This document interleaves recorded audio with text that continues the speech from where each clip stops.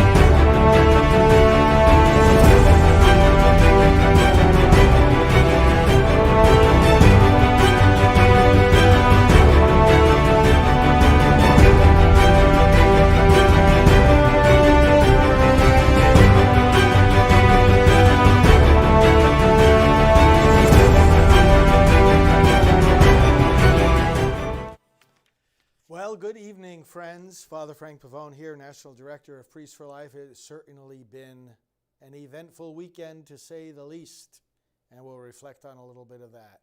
Thanks for being with me. Let's turn to pro-life reflections for every day and see what the reflection is for today. 1 Corinthians 10, verse 21. You cannot partake of the table of the Lord and the table of demons. Some think you can. Reflection. Some public officials who refuse to oppose child killing continue to receive Holy Communion. But communion means union. To desire union with Jesus is to desire union with life. And to be in communion with his teachings means to accept them. When we come to Jesus, we are the ones who have to change to be like him.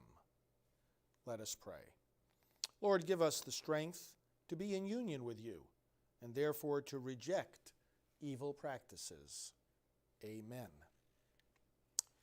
ProLifeReflectionsForEveryday.com is where you can get that book. Yeah, you know, this is a question people often ask me. Is the sound low? Let's make the sound a little louder. They'll often ask me, should people, who are pro-abortion receive communion? Well, of course not. I mean, why would they want to? They don't want to be in union with life. They don't want to be in union with the people they don't want to be in union with the one who created life and loves every life. You can't be in communion with the Lord of life when you're rejecting life. When people in the church make this all so abstruse and nuanced and complicated, for goodness sake, does it mean anything or not? That's the question. Does receiving communion mean anything or not? And what it means to some of these Catholic politicians is just getting Catholic votes is all it means. So people talk about don't misuse the sacrament, and even some in the clergy they twist this around to say, don't misuse the sacrament by telling people they can't receive it because then you're using the sacrament to punish them. Well, wait a second. What about misusing the sacrament by receiving it when you're not supposed to? They come off all, morally pure. We don't want to misuse the sacrament. That's exactly what we're saying. You don't misuse the sacrament because, I'll tell you who's misusing the sacrament. It's people who receive it for the sake of other people seeing them receive it, rather than for the sake of being in communion with the Lord. Well, in any case, it is receiving it unworthily, exactly. That's from Pro-Life Reflections for Every Day. Well, okay, two things I want to share with you tonight. Okay, first of all, we have another vacancy on the Supreme Court. This is big. We've conveyed our condolences to the family and friends and colleagues of Justice Ginsburg. Now, of course, we face dealing with the vacancy. The presidential election and the U.S. Senate elections of this year, and the election season, of course, is well underway, were already the most contentious, the most intense election ever. It's already that. It's already that. Even before this weekend, it's already that. And no matter when it was going to occur, after we went through the Kavanaugh, Justice Brett Kavanaugh confirmation hearings for the Supreme Court, which shifted the court 5-4 in a conservative direction. Generally, we understand there are exceptions. We understand there's problems with Justice Roberts voting the wrong way. We understand. But essentially shifted, for most cases, shifted the court in what can be considered a 5-4 conservative majority. That's big.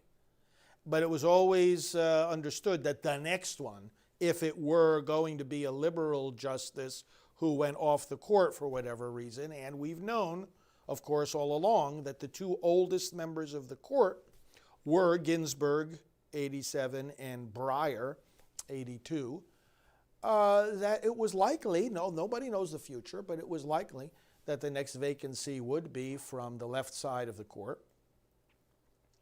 And therefore, that what we were looking at was now a more definitive shift of the court to the right, to the conservative, to the pro-life side.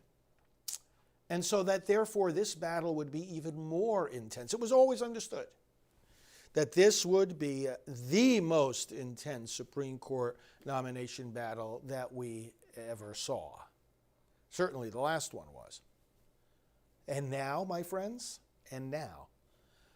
both of those more intense than ever events have been superimposed on one another and are happening at the same time in these coming weeks. I mean, the first thing I think is this is really a time for prayer. We got to intensify the prayers to the intensity of these battles, both the election and the Supreme Court nomination, have got to be matched by the intensity of our prayers. Okay, now, let me address a few things that you're saying. Colleen, expressing a sentiment of all of us, praying the new justice is pro-life. Let me tell you point blank and with absolute certainty, yes. This will be, I have no doubt whatsoever. I know the people who are involved, and I know some of the people who are involved in the process, and I know the commitment of the President, and of the Senate, have no doubt. Secondly, President Trump has already said, and I want to reflect on this a little bit, that he's filling the seat. He's filling the seat. He's going to announce this week his nominee. He's going to announce it this week. And it will be a woman. And he's published a list, of course, as you know. There's several women on the list. He's published a list from which he will choose his Supreme Court nominee. He's filling the seat. There's no question here of two things. He's going to give us a nominee this week, and it's going to be pro-life. If someone pro-life, he's already promised that. And it will be somebody who is pro-life. And he said just the other night, last night I guess it was, at his rally, that it will be a woman. Okay, so Senator Mitch McConnell, great Senate Majority Leader, senator from Kentucky, up for re-election himself, in fact, is also clear that the Senate will vote on the nominee. Now, here's the thing. Nobody should think this is unusual or inappropriate. Again, nobody should think this is unusual or inappropriate.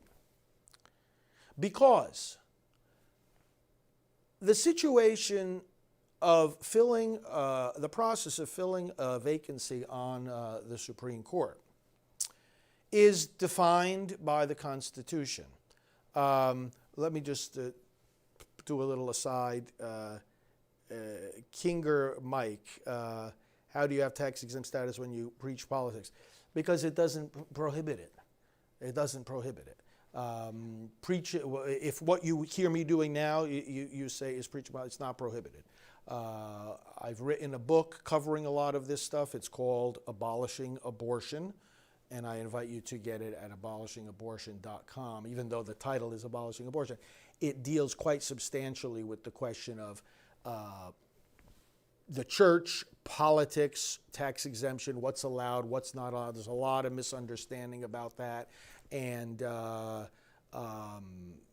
happy to give you a very, very fuller explanation of that. We'll do certain of these programs. I hope you tune in regularly. We'll be talking about these things in detail. But to get a head start, if you get that book, it lays it out very, very clearly. Okay, thank you for that question, sir. And let me continue here on this train of thought. The Constitution provides for this process to happen. The president nominates the new justice. And he also nominates the judges for the appellate courts, that's the second level, and the district courts, the third level down from the Supreme Court. And the Senate then does what the Constitution calls advise and consent. They look at the nominee and they say yay or nay. And that, Patricia, kind of ties in with what you're saying. One of my thoughts on Ginsburg's last request about excuse me, Kinger Mike, you are endorsing a candidate. Absolutely. Donald Trump, in fact, all the Republican ticket. But I have a right to do that. I'm doing that as Fr Frank Pavone.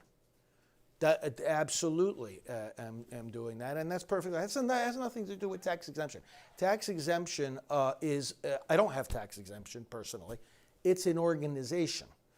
Our organization does not make endorsements. Our board of directors, the organization is the nonprofit entity, is governed by a board of directors.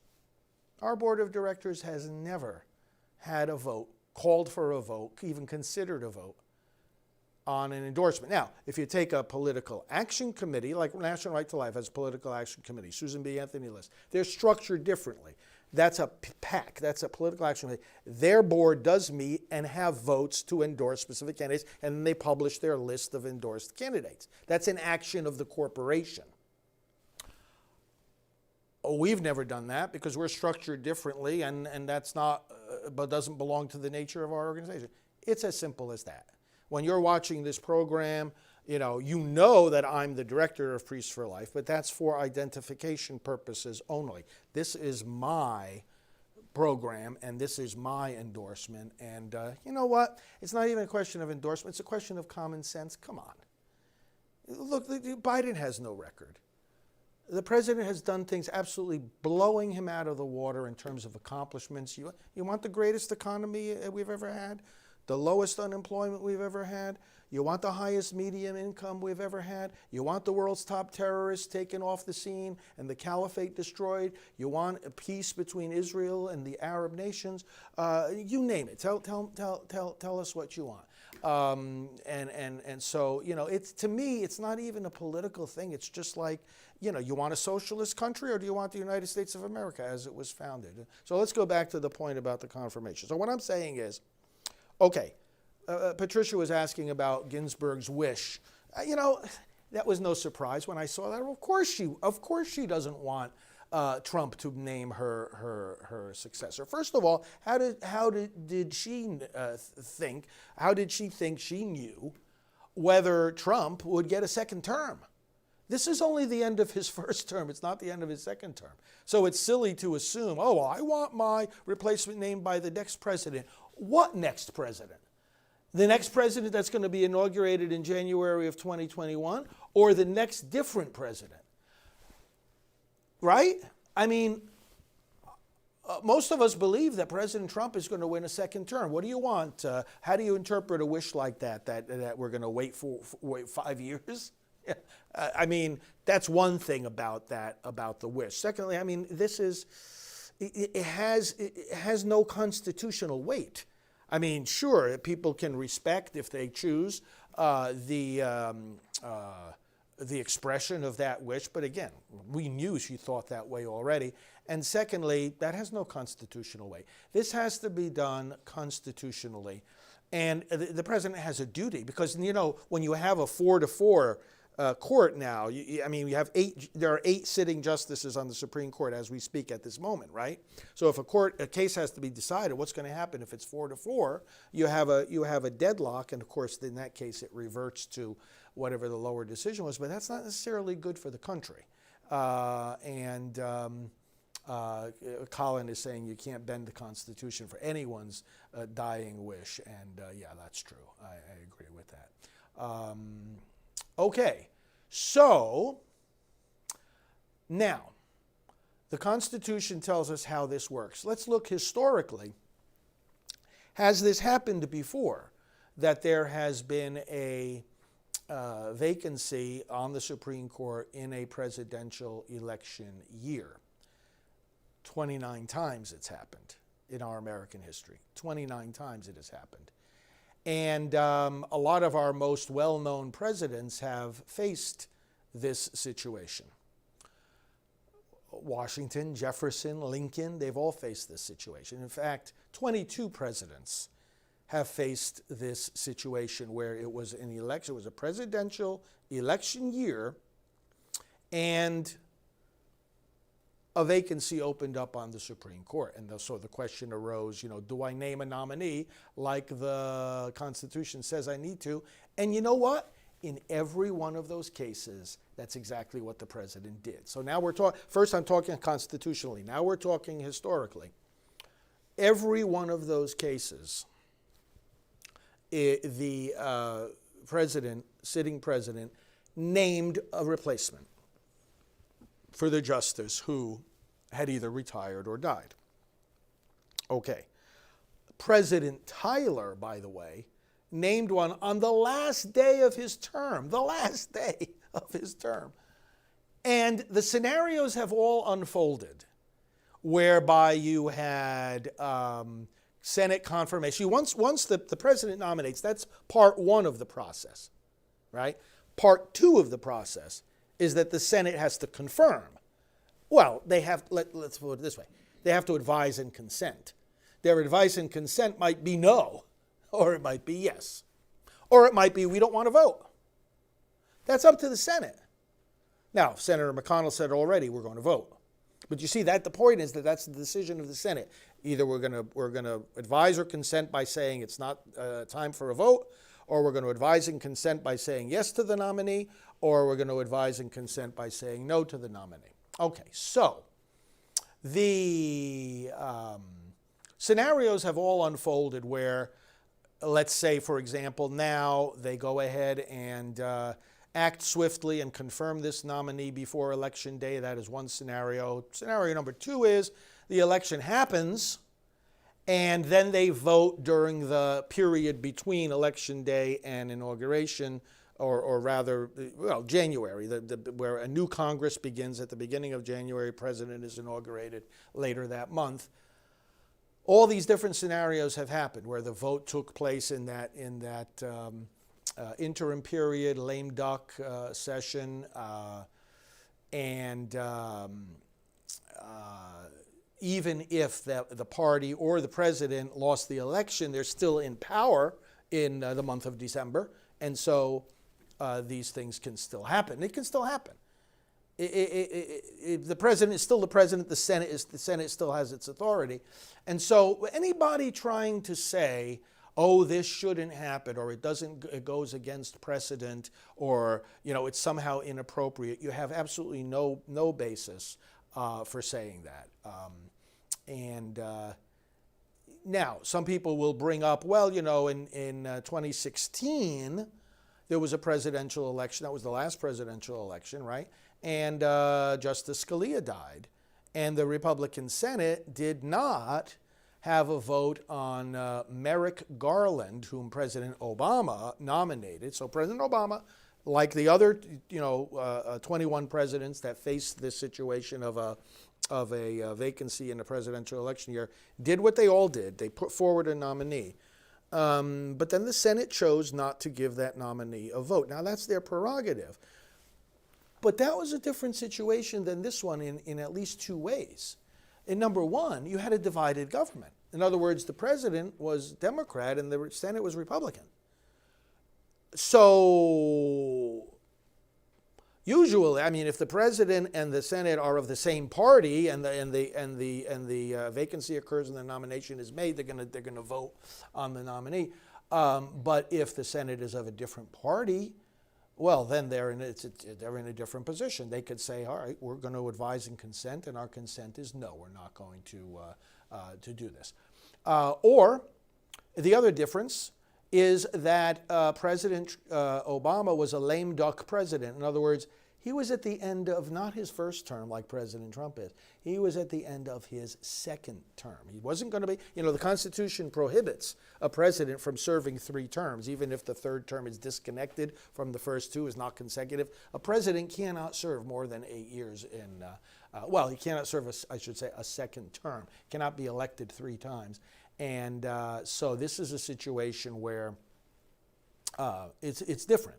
So people can't talk about precedent if the circumstances were different. Precedent is only when circumstances are identical. There was a survey, by the way, a Marquette poll taken this year to say, what would American people think if there were going to be a vacancy in the election year. 67% of the American people said they would want to have hearings to fill that seat. Because remember, this was what motivated an awful lot of voters.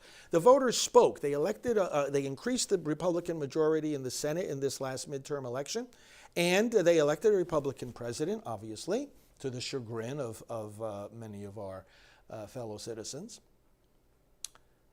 And so the voters have spoken. They expect the president and the Senate to do their work. They are going to do it. And that's what we're going to see unfold in the coming weeks. Let's just pray, in fact, let's insist that the Democrats respect the process.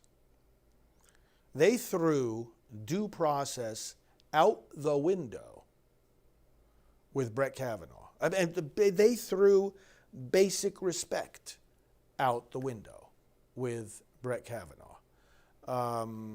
It's like Teresa is asking, what should we expect from the Democrats when the president names his nominee? Well, I'm afraid nothing would surprise me at this point. I mean, they were howling and screaming. And remember that scene? We're going to play in the coming days, friends. We're going to play some of these videos because we've all got to remember.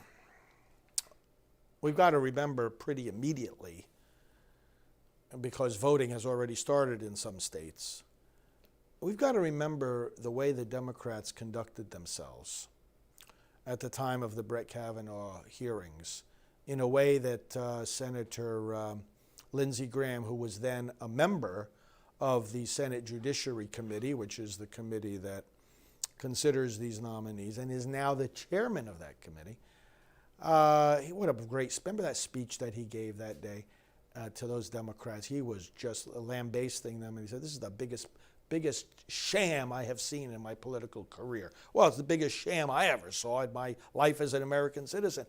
I mean, it was absolutely, they conducted themselves. And there's books written on this, by the way. Carrie Severino, whom I know, Molly Hemingway co-authored a book called Justice on Trial.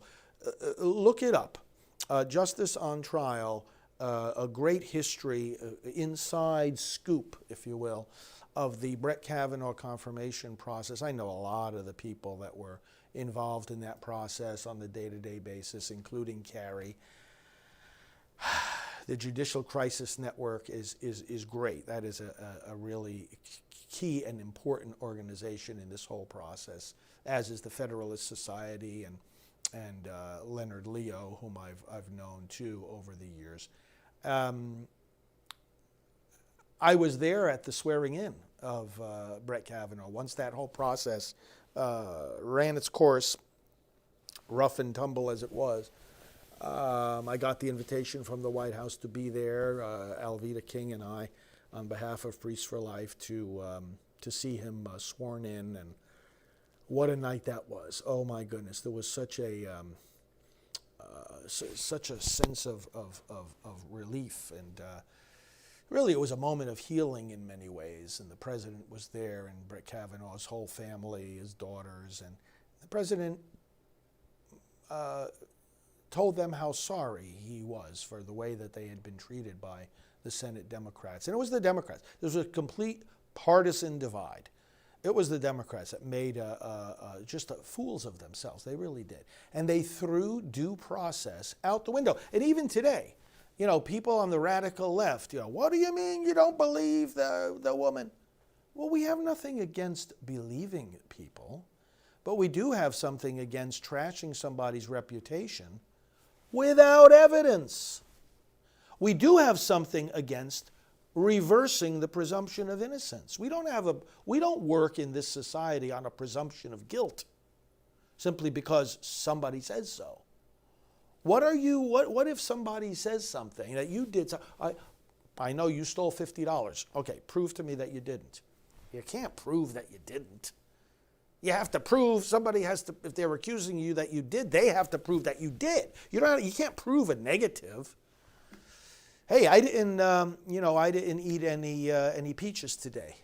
Well, how can I prove that? I'm going to show you a video of every second of the whole day, and, you know, how do I prove I didn't eat a peach today? The fact of the matter is I didn't, but I'm going to presume you're going to take my word for it. But, you know, I mean, if somebody says, you ate a peach today, how can you? It's not up to me to disprove it. It's up to the person who's saying something to prove it. Give me the evidence. I got a picture of you, you know, with the peach in your mouth. Okay, that's evidence. Well, Brett Kavanaugh, there was no evidence. This is what we have to understand. There was no corroboration. Not to mention that some of the witnesses that came against him, between retracting their stories altogether or having them blown out of the water or not remembering basic details, the whole thing was, okay, so this happens, but don't you operate on the presumption of we're all innocent until proven guilty? And the Senate Democrats, they couldn't even answer that simple question. And the question, again, being, are we operating on that principle or not? Are we operating on the principle of innocent until proven guilty? So let's see now what happens now. It's going to be a woman, and we're going to see, what kind of, one of the things that Democrats do is countless delay tactics. Oh, they love delay tactics. Oh, my goodness. They asked for more documentation from Brett Kavanaugh and asked him more written questions than all the previous nominees combined. No nominee was asked so many questions in writing. There's a lot of paperwork that goes into the vetting process, the confirmation process. There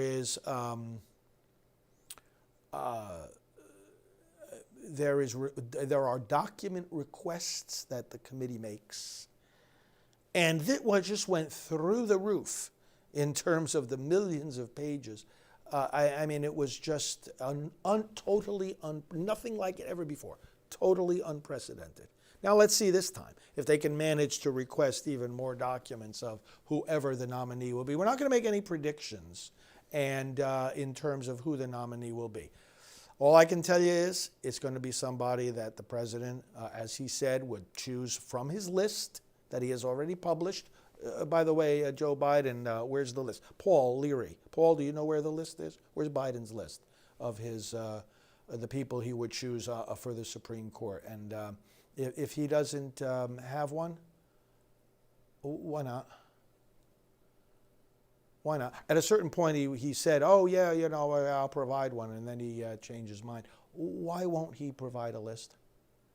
Is it because if the person is too moderate, he's going to lose the left flank of the Democrat Party? Or is it because if it's a nominee that corresponds to the ideology that the left is imposing on Joe like a puppet, that it's going to lose the rest of the country. Either way would explain why he's being so secretive about the kind of people he would appoint to the Supreme Court. He must be giving it some thought, right? Or at least the people around it when they have their meetings. Oh, what happens if we get elected? What kind of people would we put on the Supreme Court? Well, let's see the list. Mr. Biden, let's see the list. Why can't you be as transparent as President Trump is being? Because, we can't vote directly for the members of the Supreme Court. We end up voting indirectly. We vote for the people that appoint and confirm those judges. Okay, so that's point number one for tonight. Point number two.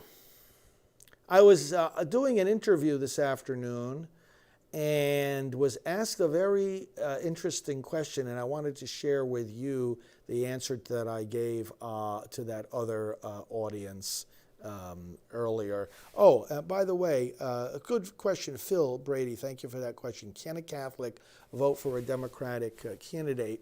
And this kind of ties in with what I wanted to say. I'll tell you what the question and the answer were. Under normal circumstances, normal political circumstances, the answer we would all give is that, first of all, a voter is free to vote for any legitimate candidate. And any candidate, period. And secondly, that the differences between the candidates are matters of policy, matters of politics, matters to be determined by the political process, the public debate, measuring the relative value of different policy approaches, looking at what experience tells us about which approach is better.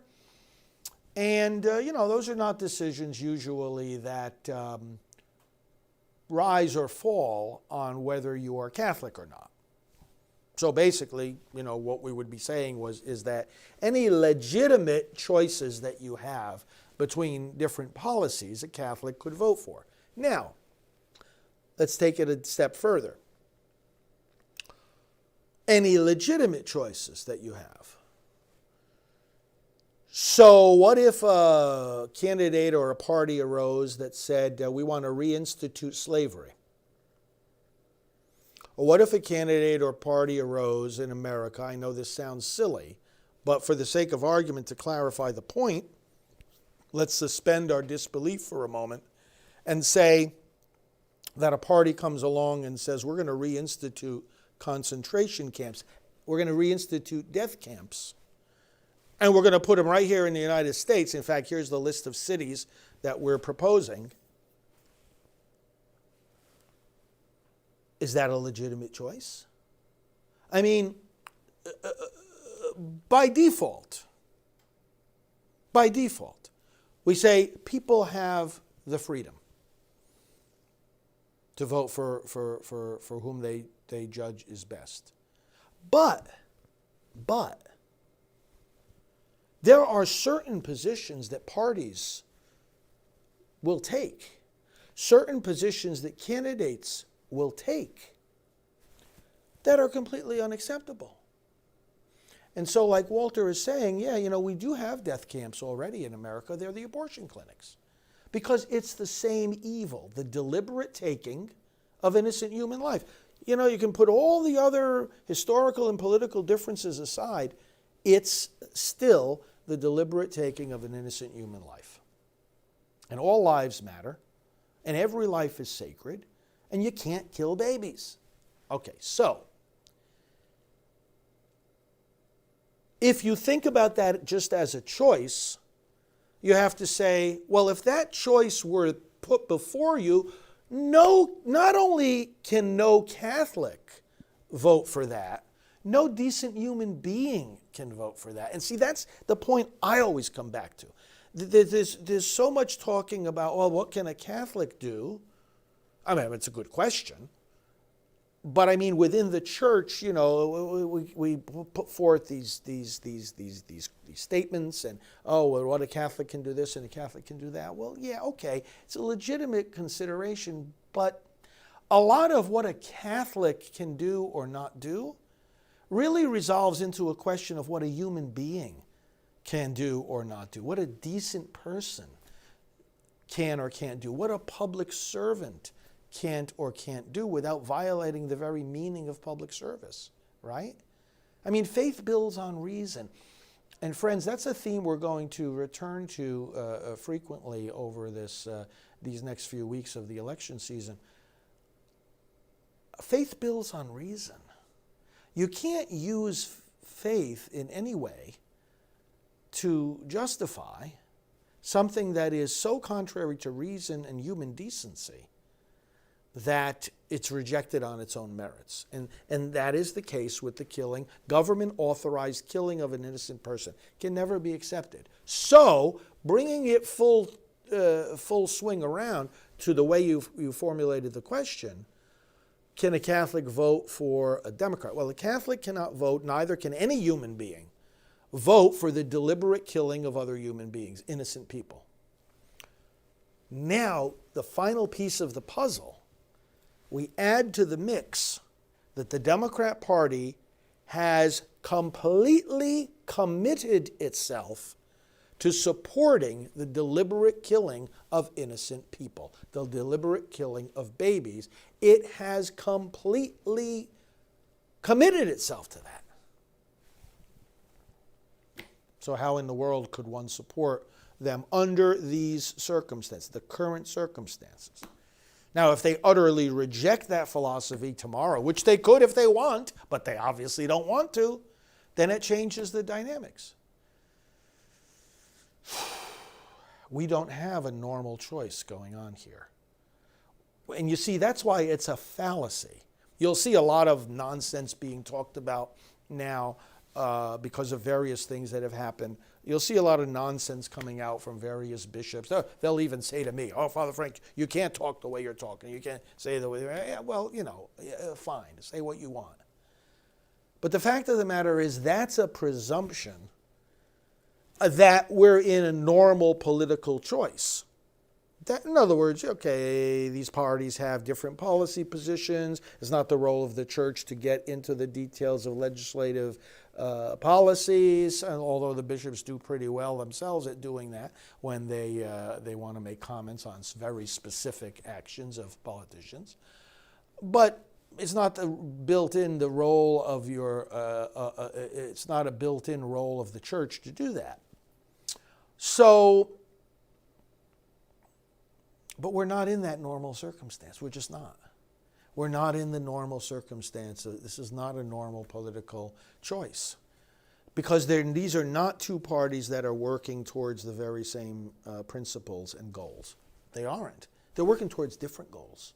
Different goals on fundamental matters of morality, like whether you can ever authorize the killing of a baby, and on very different ideas about America. Democrats don't want America the way it was founded. I'm talking about the Democrat Party. Now, some people will say, you know what else they'll say to us priests? You know, you got bishops saying, oh, well, you know, priests shouldn't be talking about this because you're overgeneralizing. We're doing no such thing. Take 5 minutes and listen to what we're actually saying. When we talk about the Democrats, I know pro-life, I work with more pro-life Democrats than they do. Pro-life Democrats are all over the place. I work with pro-life atheists. We're talking about the Democrats, i.e. the leaders of the party and the shapers of the platform and the federal candidates and most of the governors and state legislators around this country. We're talking about the people who are presenting themselves as the face and the voice of the Democrat Party, crafting that platform, defending that platform, and let me tell you, we're quite clear about what we're talking about. This is not an overgeneralization, as some people want to say we are doing. We are doing no such thing. Yeah, and it is weird, Walter, isn't it? Why would some of these bishops be against what I'm doing or what I'm saying? I don't know.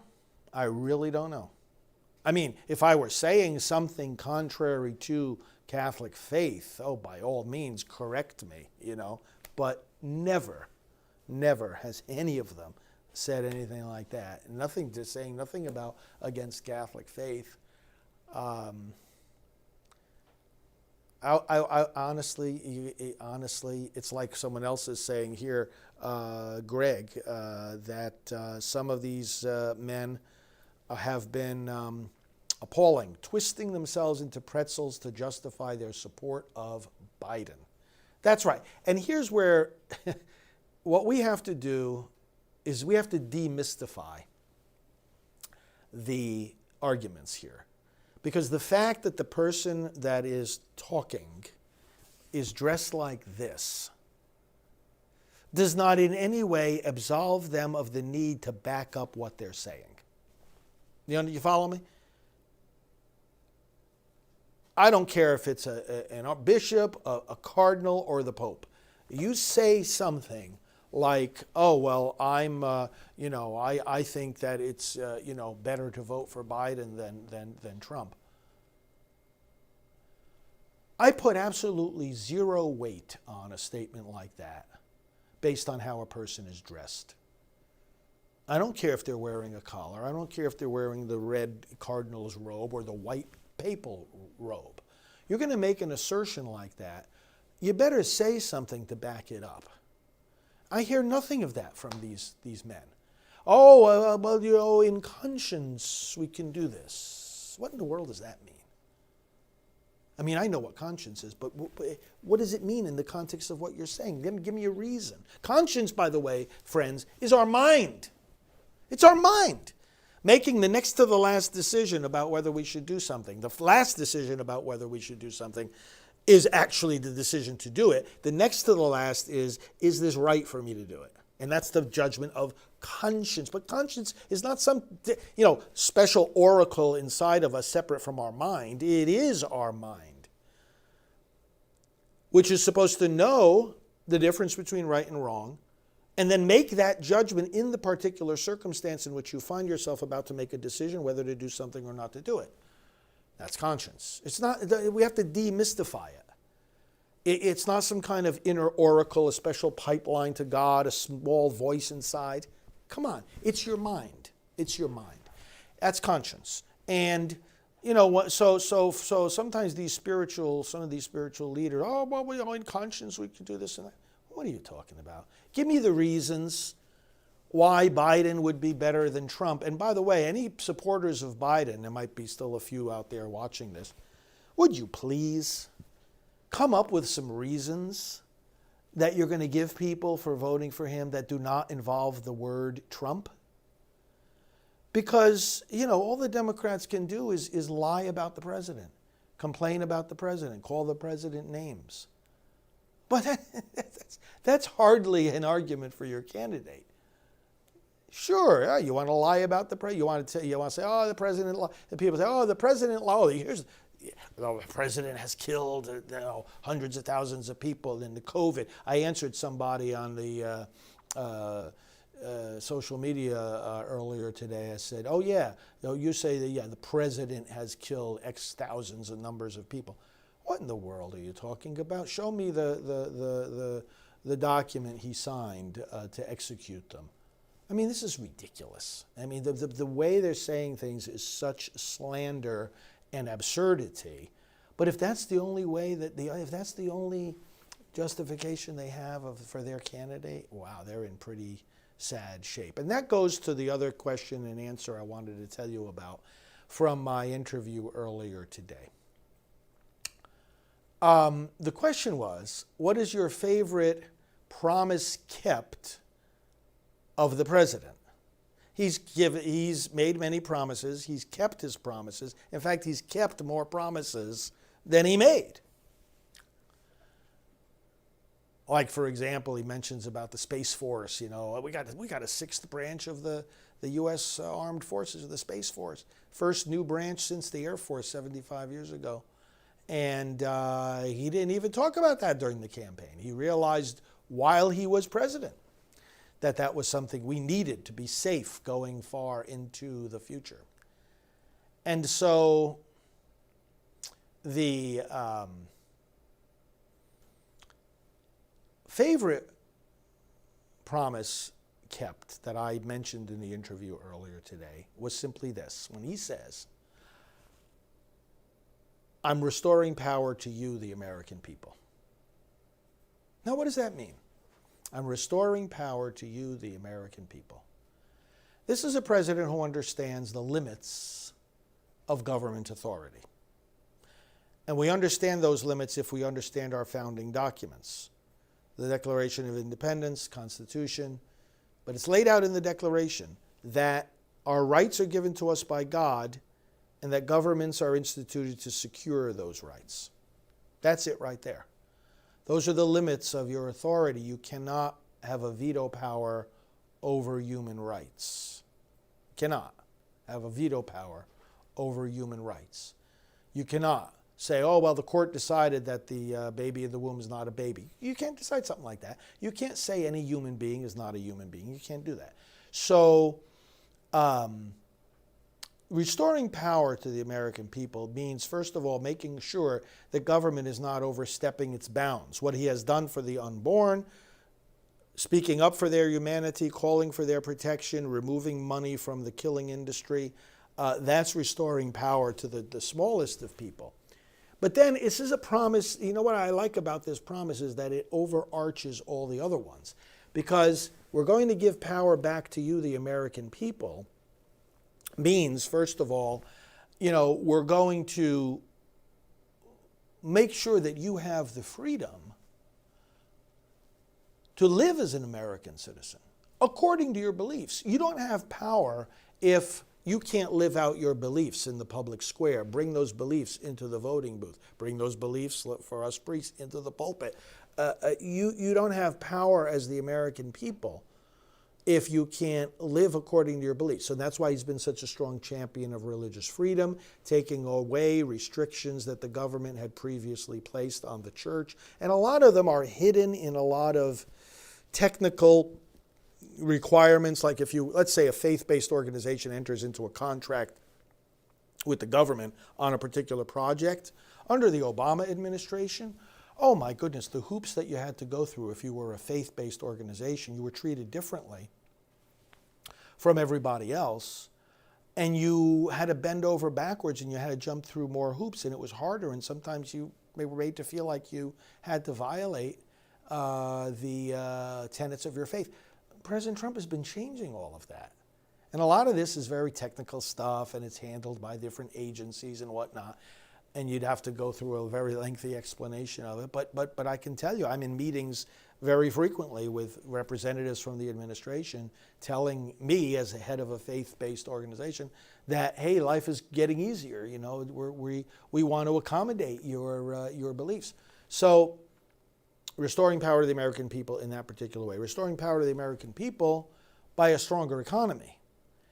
Restoring power to the American people by giving them more jobs and lowering the unemployment and giving them the highest median household income that we've ever had. The president has accomplished that in his economy. Getting rid of government regulations. You know, this was a campaign promise, and it was kept, but it's part of this overall promise, restoring power to the American people. Getting rid of regulations gives people and businesses, especially small businesses, breathing space. They can grow. They can spend their time working on growing their organization instead of filling out forms and paying fees for regulations. They can be hiring people and training them and growing their business. School choice. VA choice. You know, the veterans are better taken care of now than ever before. And some of you, I'm sure, are veterans who know this from personal experience. VA approval rating now is higher than it's ever been, 91%. And VA choice means you don't have to wait in a long line for government medical service. You choose the doctor you want to choose, get in there right away, and the government takes care of the bill. Simple idea. Right to try. How many of you know about the right to try? Where the president has made it possible now for people who have terminal illnesses and have exhausted all their treatments but do not qualify for clinical trials for experimental drugs that may help, have a right to try those drugs anyway.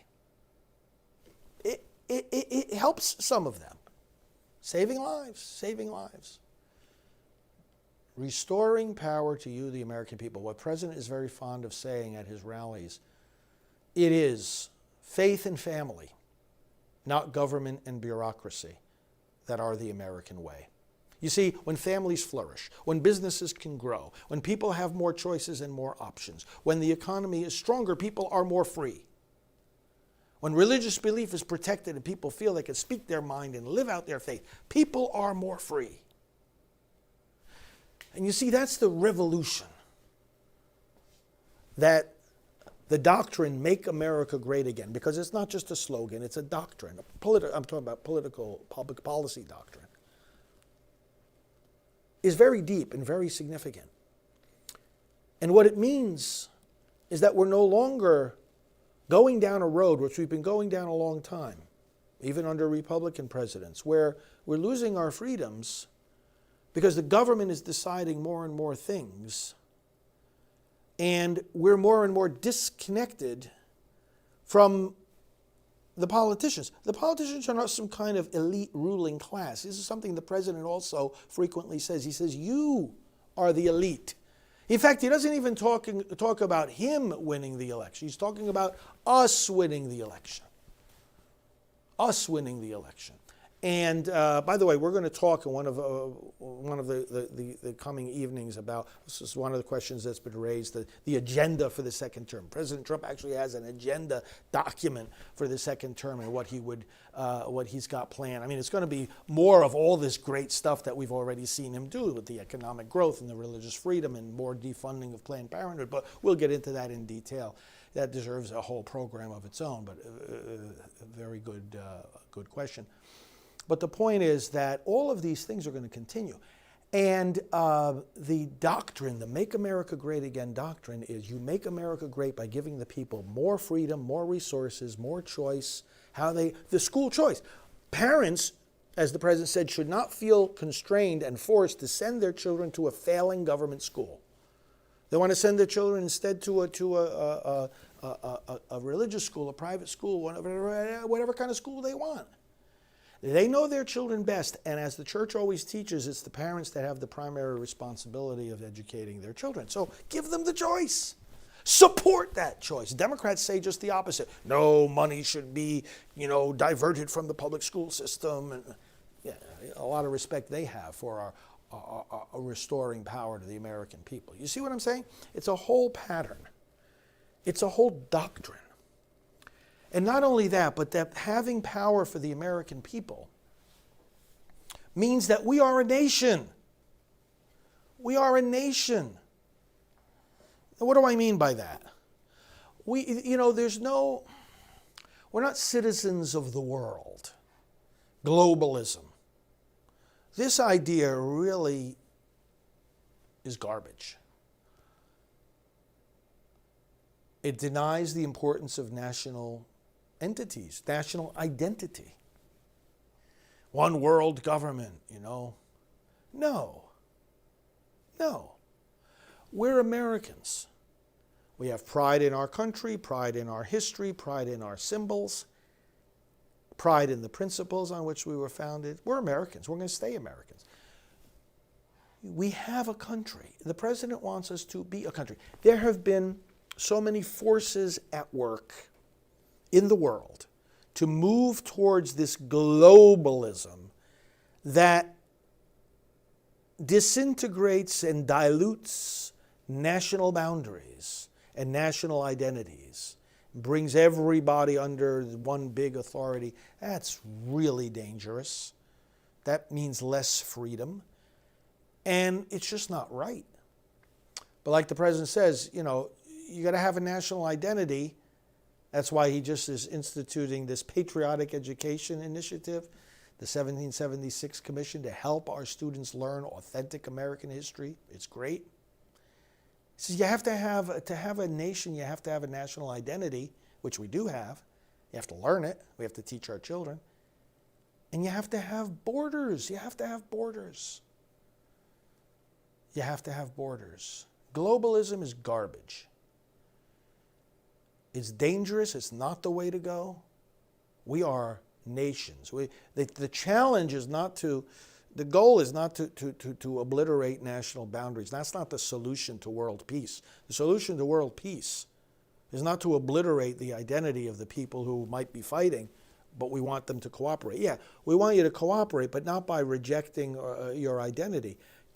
Affirm your identity, and let's all learn about each other's identity and learn to get along and learn to cooperate.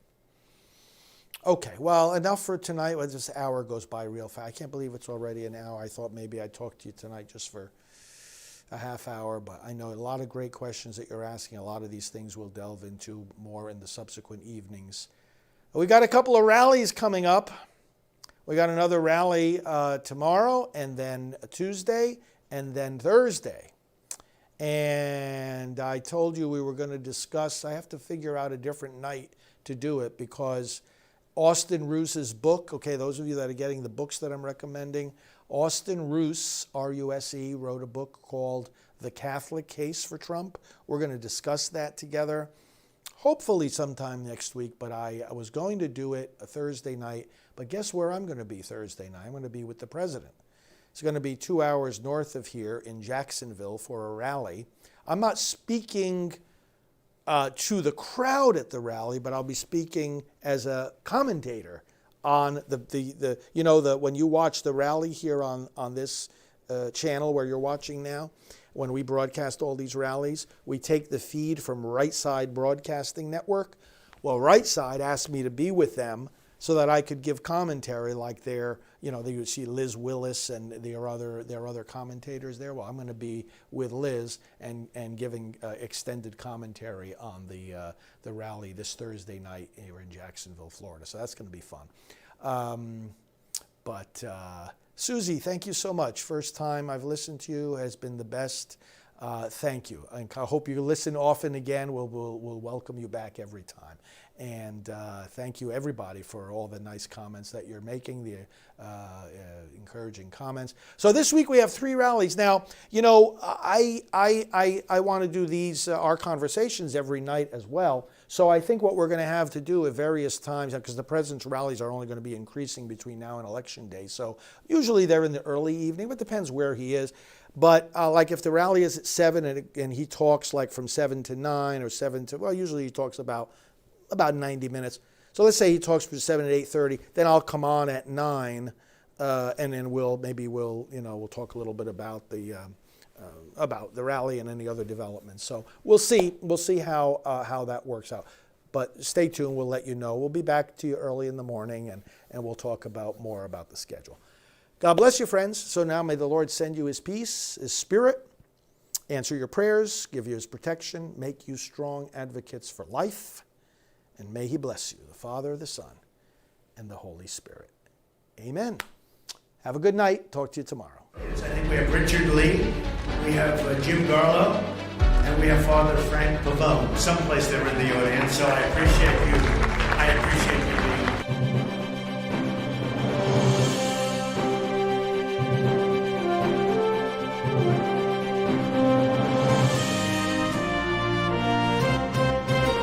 Follow him, Father Frank Pavone, Fr Frank Pavone, on Twitter.